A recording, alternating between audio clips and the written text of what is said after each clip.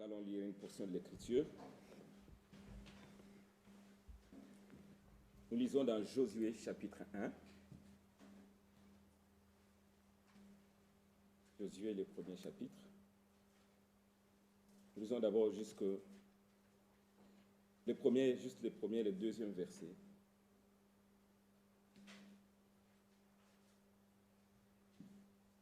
Josué, le premier chapitre. Lisons d'abord le premier et le deuxième verset. On y reviendra pour continuer.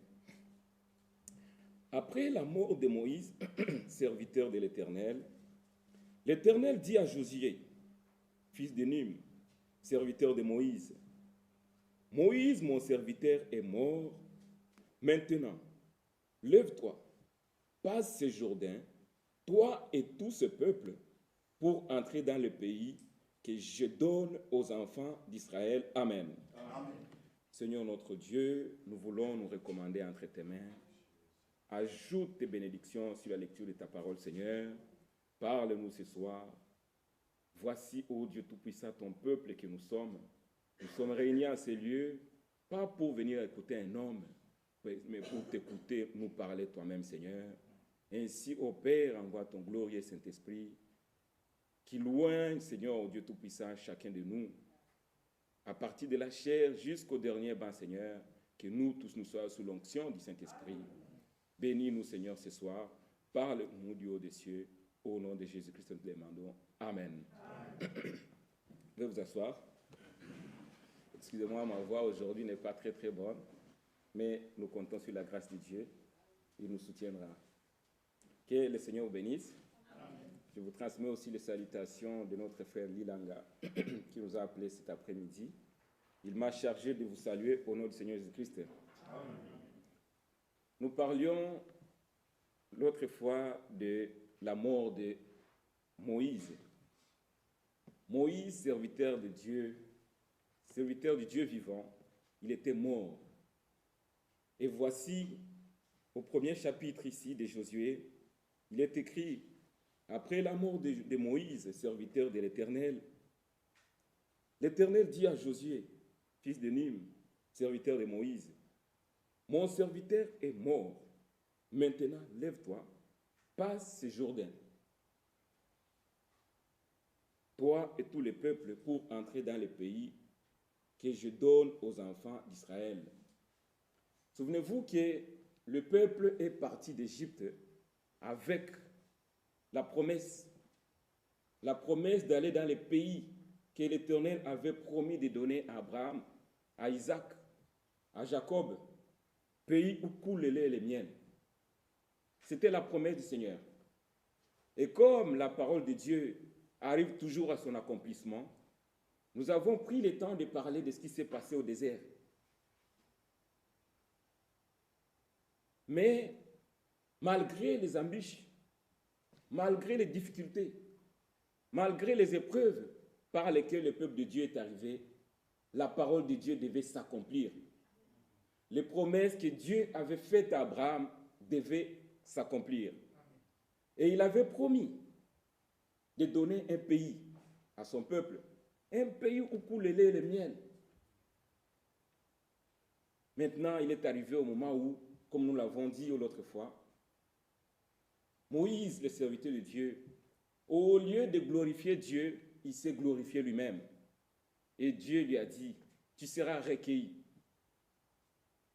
Et parce que quand Dieu parle, la chose doit arriver.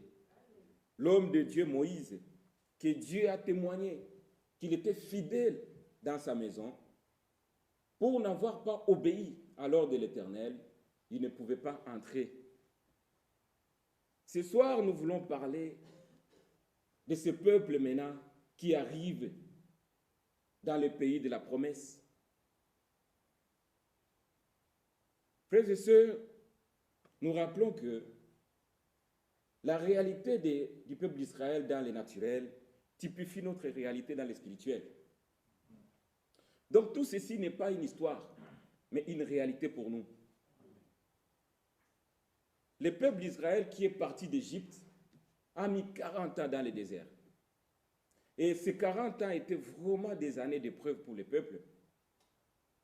Et aujourd'hui, nous verrons comment le Seigneur, qui a promis, malgré tout cela, ça n'a pas empêché à Dieu d'accomplir ses promesses. Mais tous ceux qui ont été rebelles dans les déserts, frères et sœurs, n'ont pas bénéficié de la promesse de Dieu, ne sont pas arrivés dans la terre promise. Nous avions parlé de Moïse et d'Aaron qui étaient recueillis et à qui le Seigneur a pris, l'Éternel a pris, pour leur montrer même le pays de la promesse. Regardez à quoi ça ressemble. Mais avant cela même, il y avait 12 espions qui étaient envoyés, disons ça, dans nombre 13, pour explorer le pays et voir à quoi ça ressemblait. Moïse, on lui a montré le pays, mais avant ça, il y avait déjà des gens qui étaient partis explorer le pays, nombre 13. Oui, nombre 13. Disons d'abord le premier, le troisième, jusqu'au troisième. L'Éternel parla à Moïse et dit, envoie des hommes pour explorer le pays de Canaan, que je donne aux enfants d'Israël. Tu enverras un homme de chacune des tribus de leur père. Tous seront des principaux d'entre eux. Moïse envoya du désert des parents, d'après l'ordre de l'Éternel. Tous ces hommes étaient chefs des enfants d'Israël. Donc ici, la mission était d'explorer le pays, de voir la beauté que le Seigneur avait promis, que le pays que Dieu avait promis, un pays où coule le lait et le miel. C'était sur l'ordre de Dieu, de l'Éternel, d'envoyer 12 hommes pour explorer le pays. Et c'est là Moïse fit comme l'Éternel lui avait demandé de le faire. Alors là, au verset 4, on commence à citer ceux qui sont partis là-bas. Mais je ne vais pas tout lire, je vais juste sauter au verset 6 pour vous montrer deux personnes qui sont vraiment très importantes pour nous ce soir. Le verset 6, pour la tribu de Juda, Caleb, fils de Jéphiné, sautons au verset 8, pour la tribu d'Éphraïm, Osée, fils de Num. Osée, fils de Num, c'est à lui que Moïse avait donné le nom de Josué. Ce sont les gens, en revenant du pays que l'Éternel avait promis à son peuple, quand ils sont revenus, c'est eux qui ont témoigné de ce qu'ils ont vu, que réellement, le pays que l'Éternel avait promis, c'était véritablement un pays où coulait le lait et le miel. Au verset 18, commençons au verset 17, Moïse les envoya pour explorer le pays de Canaan. Il leur dit, montez ici par le midi et vous monterez sur la montagne. Vous verrez le pays, ce qu'il est, et le peuple qui l'habite, s'il est fort ou faible, s'il est en petit ou en grand nombre. C'est que le pays où il habite, s'il est bon ou mauvais, ce que sont les villes où il habite, si elles sont ouvertes ou fortifiées. C'est que le terrain, s'il est grand, s'il est gras ou maigre, s'il y a des arbres ou s'il y en a point. Ayez bon courage, prenez le fruit du pays. C'était le temps des premiers raisins. Donc la mission était claire qu'on a donnée aux 12 personnes d'aller explorer le pays. Ils ne sont pas partis avec des questionnements, mais la mission était claire. Allez explorer, regardez ce qu'il est. Et ces 12 personnes partirent. Notre objectif ce soir, c'est de voir pourquoi est-ce que nous devons faire confiance à Dieu. Il a fait des promesses, il doit les accomplir. Les 12 personnes qui sont parties, j'ai ciblé 2 personnes, Caleb et Josué. Nous voulons voir qu'est-ce que Dieu voulait de son peuple en demandant, en donnant l'ordre à Moïse que les 12 personnes aient exploré le pays. Ce n'était pas pour venir décourager les autres, non. Ce n'était pas ça la mission.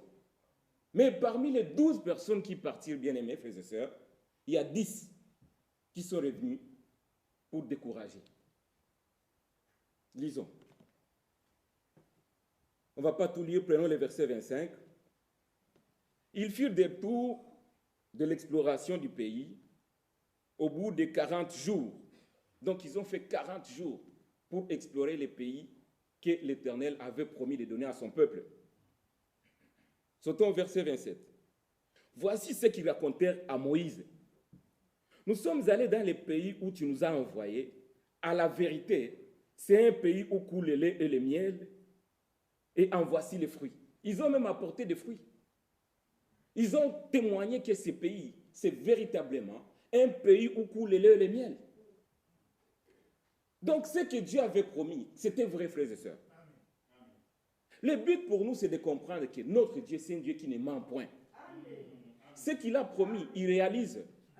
Nous sommes ici, ce n'est pas pour perdre le temps ou pour passer le temps, non. Nous venons ici parce que nous avons aussi une promesse. Et cette promesse va s'accomplir. À la vérité, c'est un pays où coule le fruit où coule le lait et le miel. Et en voici les fruits. Au verset 28, il commence à douter. Mais le peuple qui habite ces pays est puissant. Les villes sont fortifiées, très grandes. Nous y avons vu les enfants d'Anak. Ils commencent à douter de Dieu. Le verset 29, nous avons vu les enfants d'Anak. Les Amélécites habitent la contrée du Midi. Les Hessiens, les Jébusiens, les Amoréens habitent la montagne. Et les Cananéens habitent près de la mer et le long du Jourdain. Caleb fit taire le peuple. Au moment où il commence à murmurer, frères et sœurs, Caleb fit taire le peuple qui murmurait contre Moïse. Et il dit, montons, emparons-nous du pays, nous y serons vainqueurs. Amen. Caleb dit, allons-y, emparons-nous du pays.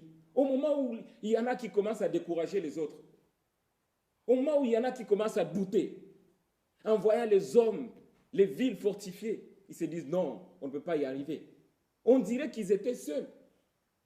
Ils ont mis en oubli ce que Dieu a fait à Pharaon devant la mer Rouge. Il a précipité Pharaon dans la mer. Ses chevaux et ses cavaliers, tous ils étaient engloutis dans la mer. Mais le peuple a oublié tout ça. On dirait qu'ils avaient un Dieu qui n'est pas puissant, qui ne peut pas combattre pour eux.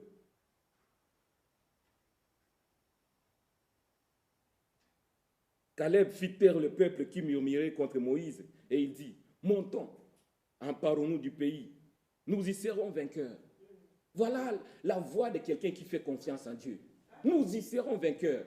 Amen. Parce que Dieu l'a promis, nous y serons vainqueurs. Mais les hommes qui étaient allés avec lui dirent, nous ne pouvons pas monter contre ce peuple, car il est plus fort que nous. Si ce peuple est plus fort que vous, est-ce qu'il est plus fort que votre Dieu? Bien-aimés frères et sœurs, votre incrédulité ou notre incrédulité ne peut pas empêcher Dieu d'accomplir ses promesses. Que vous croyez, que vous ne croyez pas, la parole doit s'accomplir. Ce que Dieu a promis doit s'accomplir. Si le Seigneur a dit, je vais vous préparer une place, et quand je reviendrai, je vous prendrai avec moi, cette promesse va s'accomplir. Au verset 32, frères et sœurs, et ils décrièrent devant les enfants d'Israël les pays qu'il avait explorés. Ils dirent, les pays que nous avons parcourus pour l'explorer est un pays qui dévore ses habitants. Regardez, il commence à caricaturer. Au lieu d'aller dans les sens positifs, ils vont dans les sens pour décourager. Qui dévore ses habitants. Tout ce que nous y avons vu, ce sont des hommes de haute taille. Et nous y avons vu les géants, enfants d'Anak, la race des géants. Nous étions à nos yeux et aux leurs comme des sauterelles. C'est toujours montrer que non, on n'y arrivera pas. Décourager le peuple, décourager ceux qui étaient là. Malgré que Caleb les a rassurés, mais ils ont choisi toujours le côté de la rébellion. Regardez ce qu'il fit au chapitre 14, le verset 4. Il dit, et ils se dirent l'un et l'autre, nommons-nous un chef et retournons en Égypte. Toujours le cœur de l'homme va vers le mal. Pourquoi on ne peut pas dire, mettons Caleb devant nous et allons-y, emparons-nous du pays. Caleb qui a témoigné. Mais ils se dirent entre eux, choisissons ce qui nous plaît. Choisissons. Et ils se dirent l'un l'autre, nommons-nous un chef et retournons en Égypte. Bien-aimés frères et sœurs, c'est comme s'ils voyaient que Dieu est incapable de les faire arriver dans le pays qu'il a promis. Ce n'est pas un pays qui est parti sans promesse, mais ils savaient où ils allaient, parce que le Seigneur l'avait promis. Regardez, on va encore sauter, frères et sœurs, allons jusqu'au verset 11. Et l'Éternel dit à Moïse, jusqu'à quand ce peuple me méprisera-t-il? Ah, l'Éternel maintenant, sa fureur monte. Jusqu'à quand ils vont me mépriser? Ils trouvent que moi je suis incapable devant les hommes qu'ils appellent des géants, les enfants d'Anak. Jusqu'à quand ce peuple me méprisera-t-il? Jusqu'à quand ne croiront-ils pas à moi? Malgré tous les prodiges que j'ai faits au milieu de lui, je les ai fait passer dans la mer Rouge à sec. J'ai précipité devant Pharaon et son armée. Jusqu'à quand ils ne me croiront pas? Jusqu'à quand ce peuple me méprisera-t-il? Donc, mépriser Dieu, c'est lorsqu'il te dit quelque chose, mais toi, tu mets ça en doute. Tu méprises Dieu. Tu méprises Dieu. Donc, ils ont considéré comme si Dieu n'est pas capable de les sauver. Jusqu'à quand ce peuple me méprisera-t-il? Bien-aimés frères et sœurs, on peut penser que les mépris ici ne concernent que les enfants d'Israël. Nous venons de chanter que des cantiques de victoire. Nous allons quelque part. Le Seigneur a promis. Je vais vous préparer une place pour que là où je suis, vous y soyez aussi. Mais pour aller à cet endroit-là, frères et sœurs, on ne va pas y aller en étant fainéant, en étant assis. Non. Nous devons être des vainqueurs. Nous devons être des vainqueurs.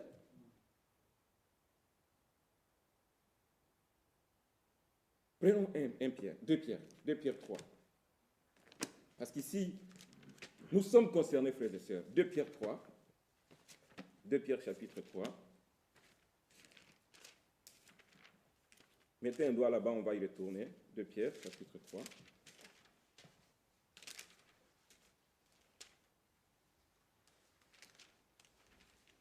De Pierre 3, commençons au verset 3.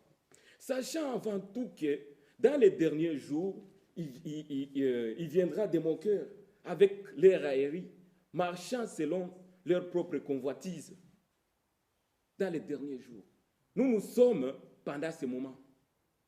Dans les derniers jours, il viendra de mon cœur avec les railleries, marchant selon leur propre convoitise, en disant, où est la promesse de son avènement? Car depuis que les pères sont morts, tout demeure comme dès le commencement de la création. Quelqu'un qui ne vit pas aujourd'hui sa préparation, c'est lui qui est mon cœur là. Parce que si aujourd'hui nous voyons l'avènement du Seigneur devant nos frères et sœurs, nous devons nous préparer. Nous devons vivre différemment.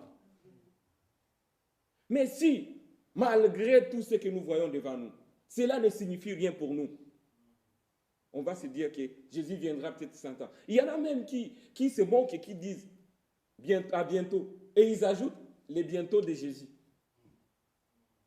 Ça, c'est se moquer de Dieu. On n'est pas différent de ce que nous lisons là dans Nombre 14, le verset 11. Et l'Éternel dit à Moïse, jusqu'à quand ce peuple me méprisera-t-il? Nous sommes arrivés au moment où, frères et sœurs, les choses doivent être dites clairement. Parce que s'il y a quelqu'un qui va rater l'enlèvement, que ça ne soit pas, que ça n'a pas été dit. Jusqu'à quand ce peuple me méprisera-t-il? Jusqu'à quand, frère, ma sœur, refuseras-tu d'obéir à la parole de Dieu? Jusqu'à quand mépriseras-tu l'œuvre du Seigneur? Peut-être te dis, c'est l'homme qui parle. Mais un jour, tu trouveras que c'était important de suivre ce que Dieu disait. à travers peut-être l'homme, mais c'est Dieu qui parle. C'est la parole de Dieu. Nous sommes arrivés à la fin. Jusqu'à quand me méprisera-t-il? Prenons le verset 27. Jusqu'à quand laisserai-je cette méchante assemblée murmurer contre moi? J'ai entendu les murmures des enfants d'Israël qui murmuraient contre moi. Dis-leur, je suis vivant, dit l'Éternel. Je vous ferai ainsi que vous avez parlé à mes oreilles. Ce qu'ils ont dit là, que non, nous n'y arriverons pas. Nous y avons vu des géants. Et l'Éternel dit, je vais vous faire maintenant comme vous l'avez dit. Qu'est-ce qu'il dit? Vos cadavres tomberont dans les déserts. Vous tous, dont on a fait le dénombrement, en vous comptant depuis l'âge de 20 ans et au-dessus, et qui avaient murmuré contre moi.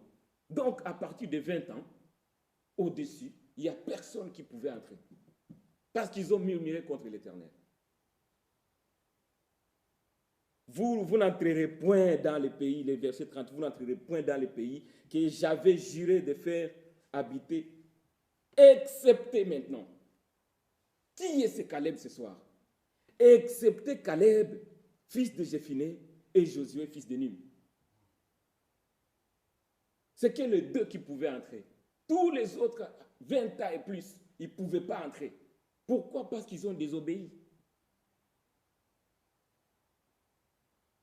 Maintenant, ceux qui disent, où est la promesse de son avènement? Depuis l'ancien temps, on dit que le Seigneur Jésus viendra, mais il ne vient pas. Et il continue à vivre comme il le voulait. Quand tu continues à vivre la vie du monde, ça veut dire que tu ne comprends pas que nous allons partir. Tu n'es pas prêt. Pourtant, vraiment, nous voyons les choses aller à grande vitesse. Nous voyons l'avènement du Seigneur qui vient à grands pas.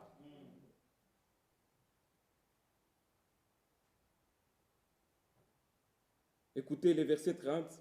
Vous n'entrerez point dans les pays que j'avais juré de vous faire habiter, excepté Caleb, fils de Jéphiné, et Josué, fils de Nun. Sautons au verset 33, 32 d'abord. Vos cadavres à vous tomberont dans le désert, et vos enfants paraîtront 40 années dans le désert, et porteront la peine de vos infidélités, jusqu'à ce que vos cadavres soient tous tombés dans le désert. Même vos enfants sont punis à cause de votre infidélité. Bien-aimés frères et sœurs, il y a des comportements que nous devons éviter, avec amour pour ceux qui sont les nôtres. À cause de vous, vous avez été infidèles, même vos enfants vont porter la peine pendant 40 ans. Alors le verset 34, de même que vous avez mis 40 jours à explorer le pays, vous porterez la peine de vos iniquités 40 années. Écoutez ce que dit le Seigneur ici. Une année pour chaque jour. Vous y étiez là pendant 40 jours. Mais parce que vous avez mis en doute ce que j'ai dit, chaque année vaudra une année dans le désert. Bien-aimés frères et sœurs, la vie du désert, ce n'était pas la vie facile. Peut-être que le Seigneur n'arrive pas aujourd'hui à cause de toi. Parce que tu n'arrives pas à vivre la parole de Dieu. Peut-être que le Seigneur ne vient pas nous chercher à cause de toi. Parce que tu ne veux pas te repentir. Chaque jour valait une année. 40 jours d'exploration du pays égale 40 ans dans le désert. Toute cette peine, ce sont les fils qui l'ont portée à cause de la rébellion de leur père. Bien-aimés frères et sœurs, je suis revenu à ça pour ne pas s'arrêter qu'à frère et qu'à Moïse et Aaron qui sont tombés dans le désert. Mais aussi tous ceux qui avaient plus de 20 ans, qui ont été rebelles à l'Éternel, ils ne sont pas entrés. Ils ne sont pas entrés. Et Dieu n'agit pas différemment. Il est le même hier, aujourd'hui, éternellement. Sa façon de faire reste la même. Il ne fait pas exception des personnes. Ne dites pas non, parce que moi, ça fait 10 ans, 20 ans, 30 ans que je suis dans les messages. Tu dois obéir à la parole de Dieu. Dans les moindres détails. Il n'y a personne que Dieu comprendra. Non, lui, non, non. Chacun de nous doit vivre la parole de Dieu. Chacun de nous doit mettre la parole en pratique. De même que vous avez mis 40 jours à explorer le pays, vous porterez la peine de vos iniquités. 40 années, une année pour chaque jour. Et vous saurez que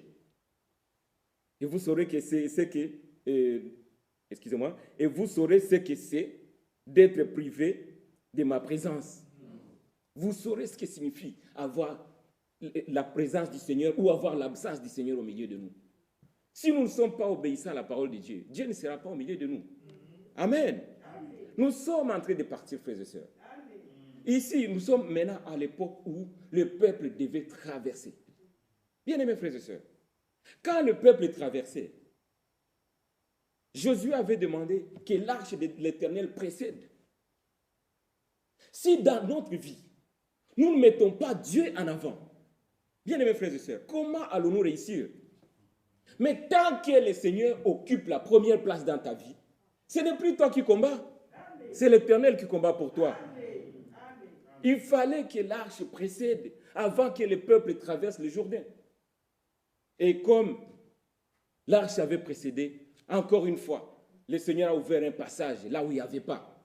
Et le peuple est passé à sec. Parce que le peuple a mis Dieu en avant. Bien-aimés frères et sœurs, nous faisons toujours allusion au message que nous avons reçu.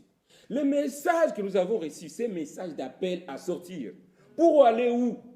Dans la terre promise. Amen. Notre terre promise, frères et sœurs, Jésus vient bientôt nous chercher. Maintenant, si nous sommes sortis, sommes-nous prêts pour le départ? C'est la question. On n'est pas sortis pour mourir au désert. Nous sommes sortis pour arriver à la terre promise. Arriver dans la terre promise par le Seigneur. Mais notre comportement sera utile pour y arriver ou ne pas entrer. Nous sommes sortis de la vie des dénominations, de la vie du péché, des faux enseignements. C'est pour aller dans la terre que le Seigneur nous a promis. Participer à l'enlèvement. Amen. Et nous attendons ce moment parce qu'il va arriver. Le peuple a murmuré encore. Et au-delà de 20 ans, il n'y a personne qui pouvait entrer. Tout ceci, frères et sœurs, c'est pour que nous comprenions la manière de Dieu de faire. Dieu ne fera pas comme nous le souhaitons, comme nous le voulons, mais il va faire selon sa parole. Voilà pourquoi nous devons obéir à la parole de Dieu dans les moindres détails. Dans les moindres détails. Là, on aura la grâce de participer à l'enlèvement. Le Seigneur avait envoyé Moïse, mais il est arrivé au moment où Moïse n'a pas obéi. Et quand Moïse n'a pas obéi, Dieu lui a dit, toi aussi tu n'entreras pas. Mais Dieu n'a jamais laissé son peuple abandonné. Quand Moïse devait partir, il fallait qu'il y ait quelqu'un. Moïse prie l'Éternel, Seigneur, je vais partir. Lisons ça comme ça, on le dit dans les termes. Nombre 27. Nombre 27. Dieu n'a jamais laissé son peuple abandonné. Non. À tout moment, Dieu agit sur la terre. Et il utilise un homme. Et la grâce de Dieu, c'est de connaître la personne par qui Dieu parle. C'est connaître la personne par qui Dieu parle. Nombre 27. Prenons le verset 15. On pouvait commencer au verset 12. Mais prenons le verset 13. On avait déjà lu tout ça avant. Le verset 15. Moïse parla à l'Éternel et dit, que l'Éternel, le Dieu des esprits de toute chair, ait établi sur l'assemblée un homme qui sorte devant eux et qui entre devant eux, qui les fasse sortir et qui les fasse entrer, afin que l'assemblée de l'Éternel ne soit pas comme des brebis qui n'ont point de berger.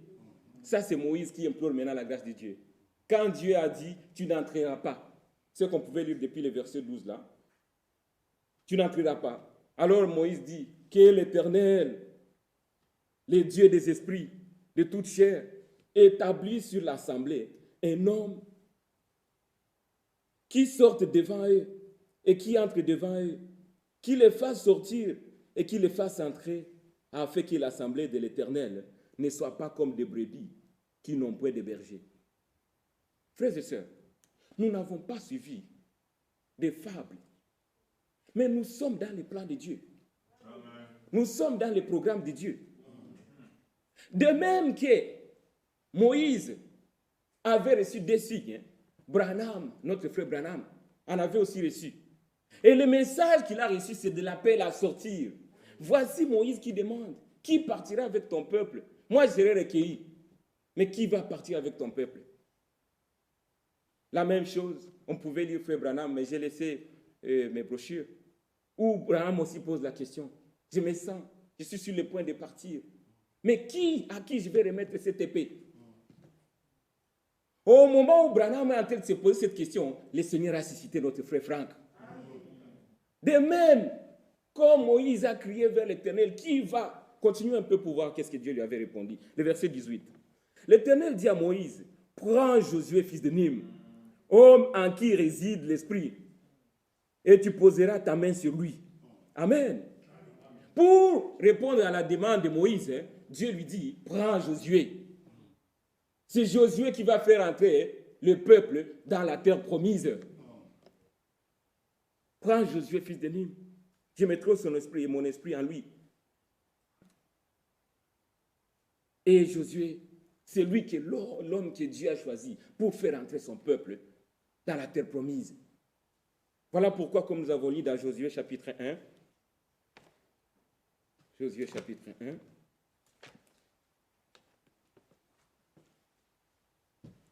après la mort de Moïse, serviteur de l'Éternel, l'Éternel dit à Josué, fils de Nim, serviteur de Moïse, Moïse, mon serviteur, est mort. Maintenant, lève-toi, passe ce jour-là, toi et tout ce peuple, pour entrer dans le pays que je donne aux enfants d'Israël. Tout lieu que foulera la plante de votre pied, je vous le donne, comme je l'ai dit à Moïse. Au verset 6, fortifie-toi et prends courage, car c'est toi qui mettras ces pays et ces peuples en possession du pays que j'ai juré à leur père de leur donner. Moïse a dit, Seigneur, maintenant que je vais partir, qui va conduire ton peuple? Mais Moïse a répondu, Dieu a répondu directement à son serviteur. Et voici, Josué, c'est lui qui doit faire entrer le peuple dans la terre promise. Bien-aimés frères et sœurs, notre Josué, c'est le Saint-Esprit. As-tu déjà reçu le Saint-Esprit? C'est gage pour que tu sois prêt pour le départ. As-tu déjà reçu le Saint-Esprit?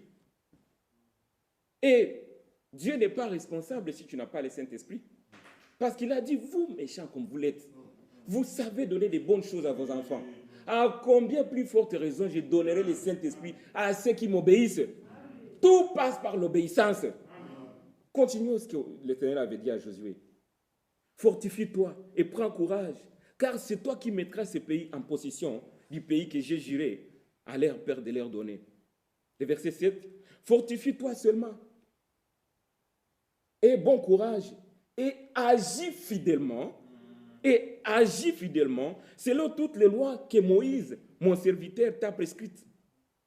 Ne t'en détourne ni à droite ni à gauche, afin de réussir dans tout ce que tu entreprendras. Amen. Voilà le secret pour nous aussi d'entrer dans la terre promise où nous allons aujourd'hui.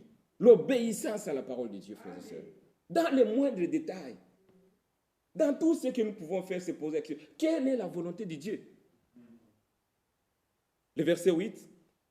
Que ce livre de la loi, que ce livre de la loi ne s'éloigne point de ta bouche, mais dites-le jour et nuit, pour agir fidèlement selon tout ce qui est écrit. Car c'est alors que tu auras du succès dans tes entreprises. C'est alors que tu réussiras. Amen. Amen. Que la parole de Dieu soit devant toi. Amen. Soit la lumière à tes pieds. Amen. Marche fidèlement selon la parole de Dieu. Alors là, tu vas arriver. Josué a conduit ce peuple jusqu'à la fin parce qu'il a suivi les ordres que l'Éternel lui avait donnés. Que ce livre de la loi ne s'éloigne point de ta bouche, mais dites-le jour et nuit, pour agir fidèlement selon tout ce qui y est écrit, car c'est alors que tu auras du succès dans tes entreprises. Et nous avons, bien-aimés frères et sœurs, la parole de Dieu avec nous. La parole de Dieu, Dieu a besoin que nous puissions obéir à sa parole, que nous fassions selon lui, pas pour plaire aux hommes, pas pour plaire à quelqu'un, mais plaire à Dieu. Amen. Si nous faisons tout pour plaire à Dieu, Dieu va nous aider. Dieu nous soutiendra. Ça veut dire que dans tout ce que nous faisons, dans nos entreprises, dans toutes nos activités, que ce soit le travail, que ce soit... Tout doit être fait selon la parole de Dieu. Josué avait reçu cette mission de faire entrer le peuple de Dieu. Et l'Éternel lui a donné la parole, qu'il le soutiendra. Fortifie-toi et prends courage, car c'est toi qui mettras ce peuple en possession du pays que j'ai juré à leur père de leur donner. Et souvenez-vous, Josué va envoyer aussi des espions. Et ces deux espions étaient cachés par Rahab, une prostituée. Mais pour avoir caché les envoyés de Dieu, elle a eu de la grâce. C'est pareil pour toi et pour moi. Qui sommes-nous devant Dieu? Des pécheurs sauvés par grâce. Mais seulement tout passe par l'obéissance à la parole de Dieu. Bien-aimés frères et sœurs, si nous ne voulons pas nous mettre en ordre avec la parole de Dieu, oublions l'enlèvement. Oublions l'enlèvement. Mais lorsque nous prenons tout, nous mettons à la première place, nous donnons à Dieu la première place dans nos vies, alors ces promesses s'accompliront pour nous. Amen. Fortifie-toi et prends courage, c'est toi qui feras entrer ce peuple. Ça, ce sont les mots que l'Éternel a dit à Josué. Et nous, comme on vient de le dire, frère, nous n'avons pas suivi des fables habilement concis. Le Seigneur qui a envoyé notre frère Branham a mis là, frère Franck, avec une mission précise. Et le message que nous avons ici, c'est un message qui prépare l'épouse de Jésus-Christ. Voilà pourquoi nous disons que ce message, c'est l'écrit qui dit, voici l'époux, allez à sa rencontre. Si cet appel est lancé, frères et sœurs, il reste combien de temps? Il reste combien de temps pour que le Seigneur vienne? Nous pouvons nous le dire simplement, mais le Seigneur fera ce qu'il a promis. Le Seigneur fera ce qu'il a promis. J'aimerais bien qu'à la fin, nous puissions prier. J'aimerais qu'on prenne un tout dernier verset, peut-être presque le dernier, oui. Josué 23. Et alors nous prierons ensemble. Josué 23.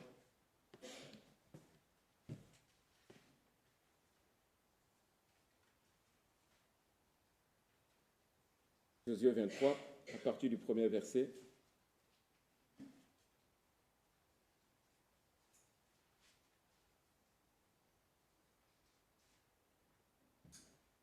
Depuis longtemps, l'Éternel avait donné du repos à Israël, en lui délivrant de tous les ennemis qui l'entouraient.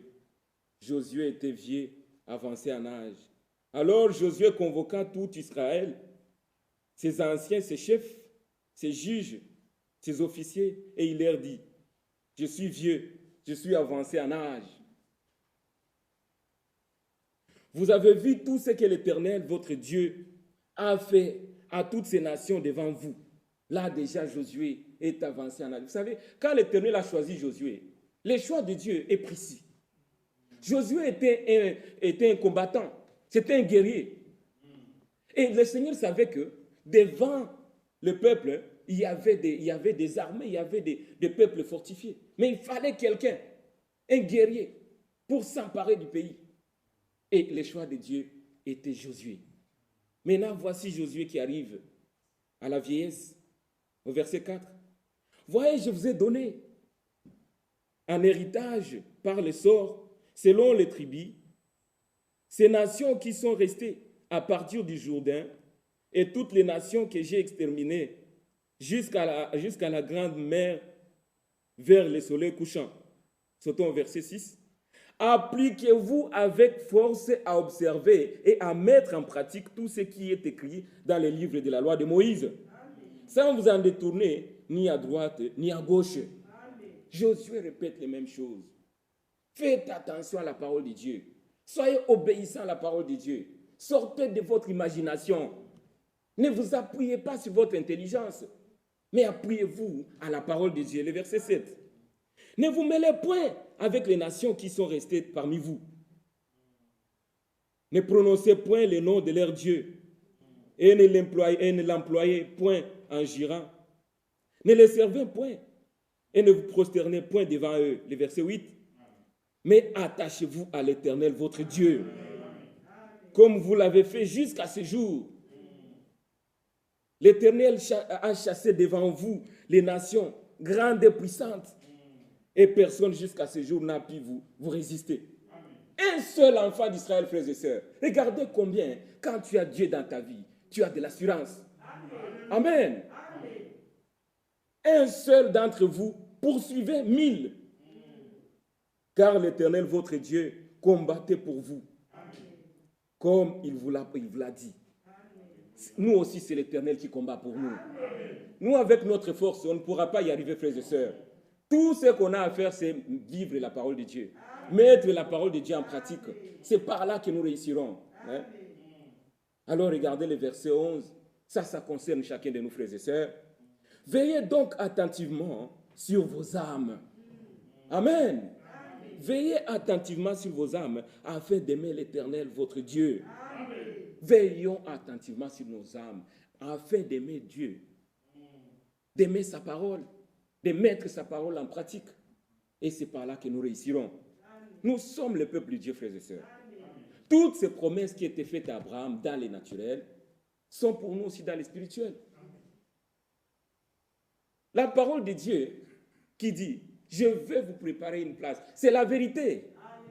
Pour que là où je suis, vous y soyez aussi. Est-ce que nous croyons cela, frères et sœurs?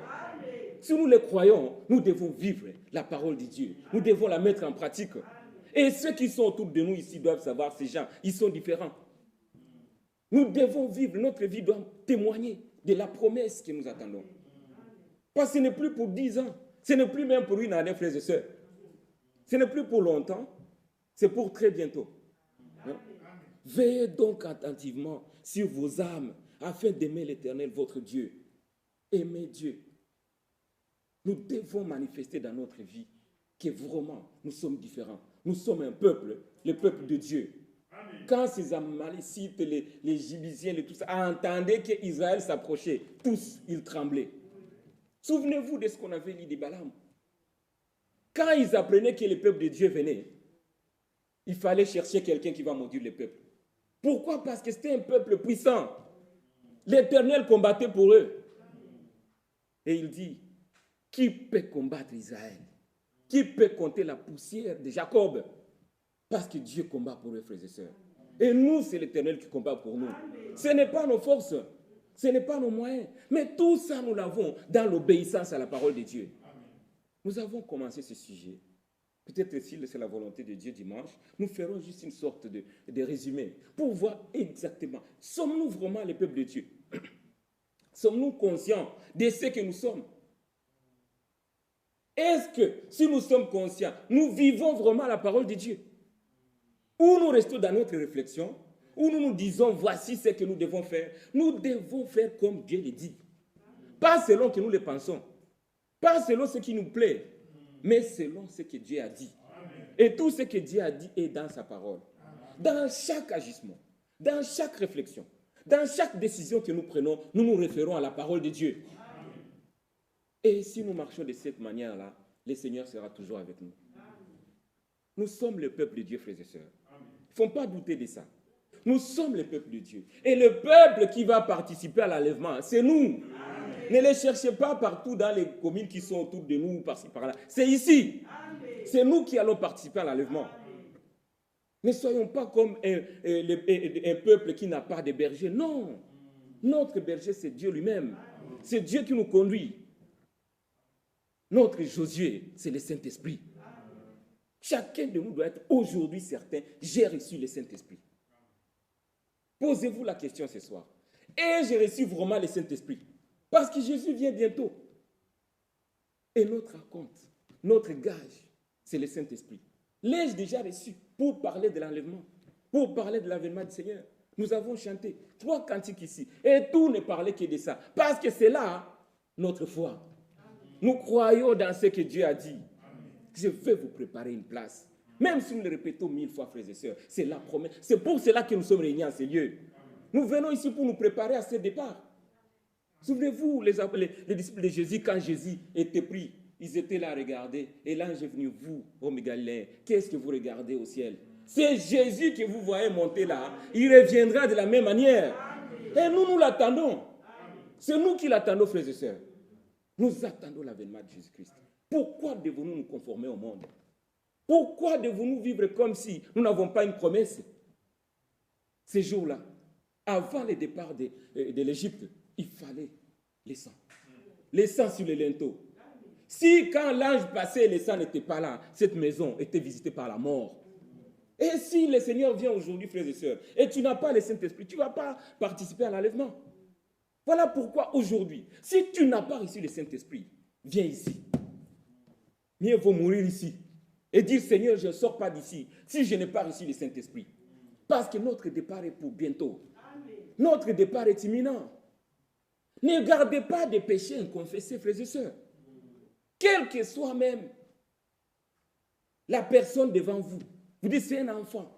Ou voilà, répentez-vous. Mettez-vous en ordre. Préparez vos lampes. Préparez vos lampes.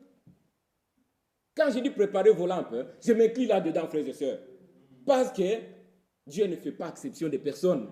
On ne va pas dire, c'est frère Ephraim qui l'avait dit, lui, il est déjà. Non, moi aussi, je me bats. Pour que ce jour-là, quand le Seigneur viendra, je ne puisse pas trouver être distrait. Mais qu'à ce moment précis, que ma lampe soit allumée et que j'ai de lui la réserve, frères et sœurs. Le Saint-Esprit. Et là, frères et sœurs, le Seigneur l'a déjà promis. Si vous ne l'avez pas, c'est tout simplement parce que vous ne croyez pas. Mais si vous avez vraiment cru, vous avez fait une véritable expérience, une vraie conversion, le Saint-Esprit est pour nous. Amen. C'est une promesse du Seigneur. Aussi bien que le Seigneur a promis qu'il viendra nous chercher, il a promis le Saint-Esprit. Et tout cela est vrai et véritable. Si vous n'avez pas le Saint-Esprit, c'est le moment de le chercher. C'est le moment d'implorer la grâce de Dieu. Je veux le baptême du Saint-Esprit. Souvenez-vous, frères et sœurs, par où on a commencé. C'était pour d'abord, nous-mêmes, être conscients de ce que nous sommes. Nous sommes le peuple de Dieu. Nous le sommes. Moi, je ne doute pas, frères et sœurs. Ne me regardez pas timidement. Nous sommes le peuple de Dieu. C'est nous qui allons participer à l'enlèvement. Soyons contents. Remercions le Seigneur.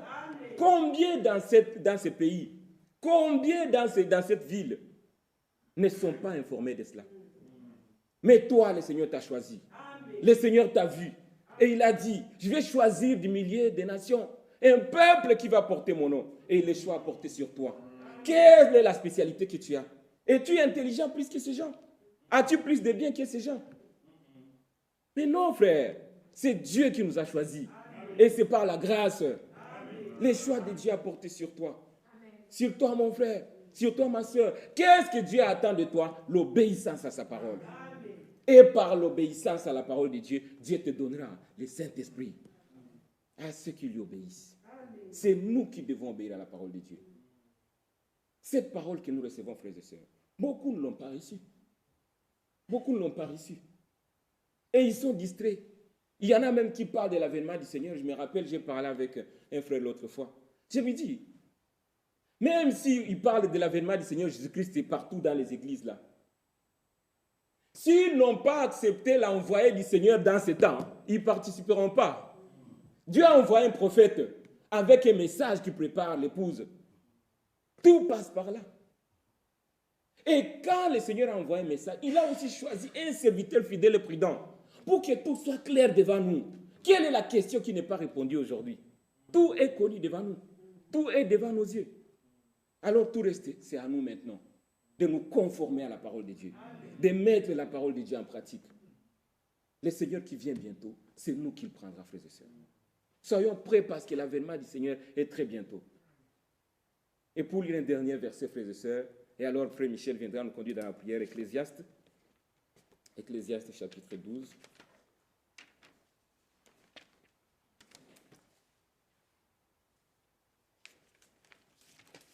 Ecclésiaste.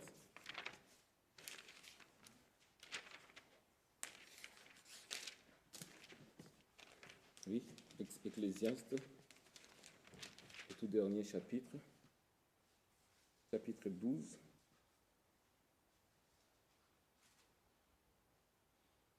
Disons le verset 15. Écoutons la fin de ce discours, la fin de tout ce que nous avons raconté là. Depuis qu'on a commencé ce sujet, frères et sœurs, voici la fin de ce discours. Crains Dieu et observe ses commandements. C'est là ce que doit faire tout homme. Amen. Amen. Craignons Dieu et observons ses commandements. Et alors nous réussirons. Que le Seigneur nous bénisse. Je vous remercie d'avoir bien suivi tout ce temps que nous avons parlé de ces sujets sur les peuples de Dieu.